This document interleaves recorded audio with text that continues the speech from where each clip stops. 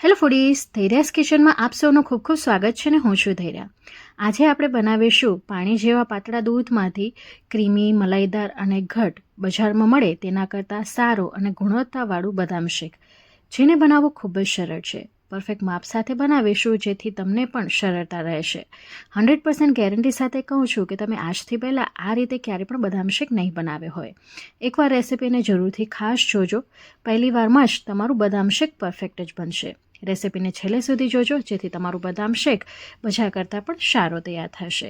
તો અહીં આપણે ડેરીનું 1.5 લીટર જેટલું ગાયનું દૂધ લીધું છે. હવે એક જાડા તળિયાવાળી તપેલી લઈ લઈશું. એમાં તળિયામાં થોડુંક પાણી નાખીશું અને ત્યારબાદ આ દૂધ નાખીશું. આ દૂધ ઠંડુ છે, ડાયરેક્ટ ડેરીનું છે.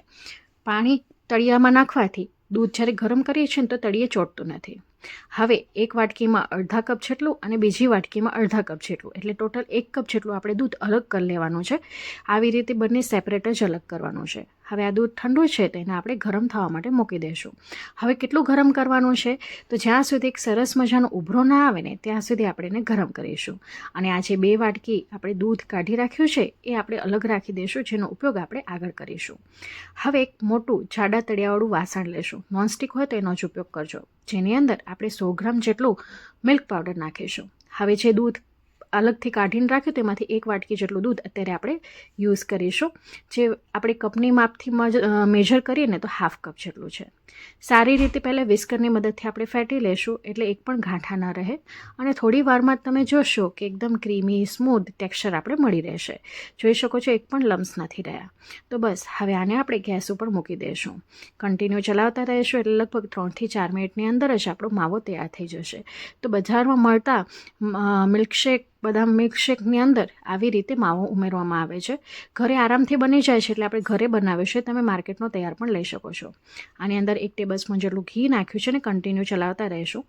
સ્ટીલની કડાઈમાં ચોંટતું હતું એટલે મેં એને નોનસ્ટિકમાં ટ્રાન્સફર કરી લીધું છે. ને આવી રીતે સરફેસથી છૂટું પડે એટલે કે કડાઈથી છૂટું પડે ત્યાં સુધી આપણે એને કૂક કરવાનું છે. ગેસની ફ્લેમને આપણે સ્લો ટુ મીડિયમ જ રાખીશું. તો થોડી વારમાં તમે જોશો કે 4 થી 5 મિનિટની અંદર તમારો માવો ઘરે તૈયાર થઈ જશે. આ મોળો માવો આપણો તૈયાર થયો છે. જો તમે મીઠા માવાનો ઉપયોગ કરો તો ખાંડનું પ્રમાણ તમારે એ રીતે નાખવાનું રહેશે. તો આ માવો આપણો તૈયાર થઈ ગયો છે, જેને એક પ્લેટમાં કાઢી લેશું.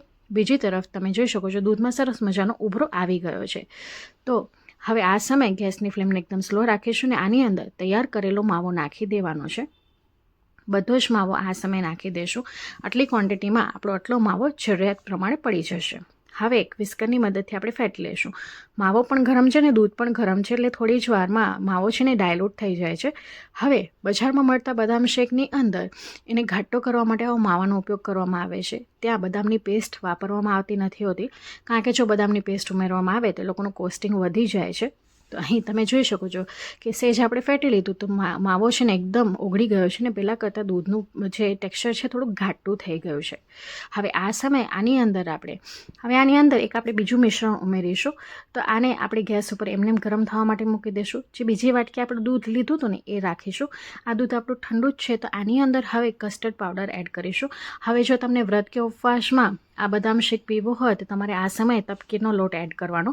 તો મેં અહીંયા વેનીલા ફ્લેવરનો 2 ટેબલસ્પૂન આખી મોટી ભરીને આપણે અહીંયા કને કસ્ટર્ડ પાવડર એડ કરવાનો છે. હવે જો તમારે ફટાફટ બદામ શેક બનાવવું હોય ને તો તમે કસ્ટર્ડ પાવડરની ક્વોન્ટિટી વધારી શકો છો. પરિણામે કસ્ટર્ડ પાવડર નાખવાથી દૂધ છે ફટાફટ જલ્દી ઘાટું થઈ જાય છે. અત્યારે આપણે 2 ટેબલસ્પૂન જેટલું જ નાખ્યું છે ને આ બદામ શેક ફક્ત 10 મિનિટની અંદર જ તમારો તૈયાર થઈ જાય છે.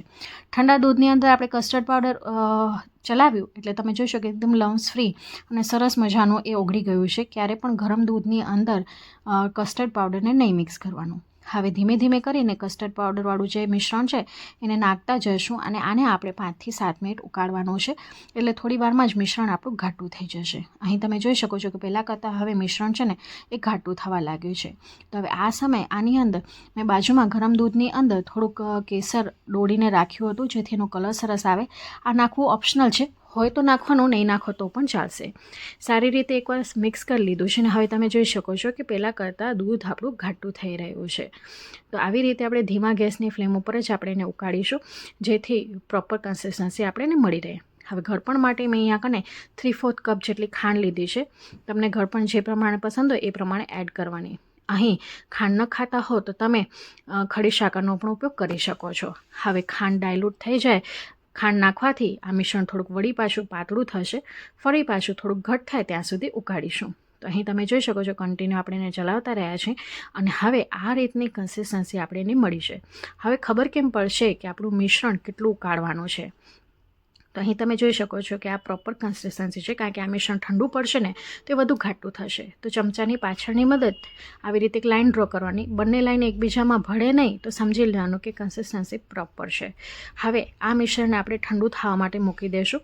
પહેલાં પંખા નીચે ઠંડુ કરી લેવાનું, પછી એકદમ રૂમ ટેમ્પરેચર ઉપર આવી જાય ત્યારબાદ ફ્રીઝરની અંદર આપણે એને 4 થી 5 કલાક માટે સેટ થવા માટે મૂકી દઈશું.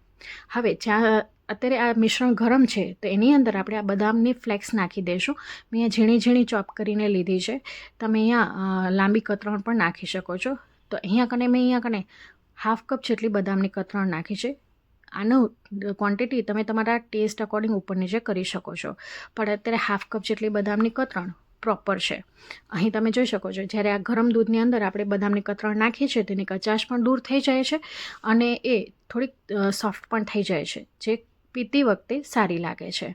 હવે આ મિશ્રણને આપણે ઠંડુ કરી લીધું હતું ને ત્યારબાદ ફ્રીઝરમાં આપણે 4 કલાક માટે ઠંડુ પાડી લીધું હતું. હવે તમે જોઈ શકો છો પહેલાં કરતાં મિશ્રણ કેટલું ઘાટું થઈ ગયું છે, ક્રીમી, મલાઈદાર, માવાદાર આ મિશ્રણ આપણું તૈયાર થયું છે અને પ્રોપર કન્સિસ્ટન્સી છે જે આપણે પી શકીએ. તો બજારમાં મળે એવું જ આપણું આ બદામ શેક ઘરે બનીને તૈયાર થયું છે. તો તમને આજની આ રેસિપી કેવી લાગી કમેન્ટ બોક્સમાં તમારો અનુભવ શેર કરવાનું ભૂલતા નહીં.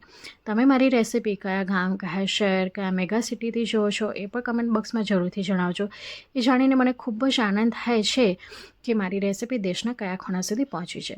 હવે આટલા ક્વોન્ટિટીની અંદર અમારા 4 ગ્લાસ ભરાય એટલું બદામ શેક તૈયાર થયું છે. આ 350 mlનો ગ્લાસ છે. ઘરમાં નાના ભૂલકાઓ છે એટલે ઠંડા થતાં જ 1 ગ્લાસ પીવાઈ ગયો હતો, એટલે આ 3 ગ્લાસ જેટલું તૈયાર થયું છે. અને ઉપરથી આપણે બદામની ફ્લેક્સ નાખીને એને ગાર્નિશ કરીશું. સાથે વધારે કલર સરસ આવે એ માટે કરીને મેં પિસ્તાની કતરણ પણ નાખી છે, જેથી દેખાવ સરસ લાગે છે અને એનું ક્રન્ચી ફ્લેવર પણ સરસ લાગે છે. તો એકવાર આ રીતે ગરમીની સિઝનમાં જરૂરથી બદામ શેક બનાવજો. ખાતરી સાથે કહું છું કે તમને લોકોને આ રેસિપી ખૂબ જ ગમશે. ચાલો ફરી મળીશ આવી જ નવી ઇન્ટરેસ્ટિંગ રેસિપી સાથે. ત્યાં સુધી આવજો. Bye, take care. Thanks for watching.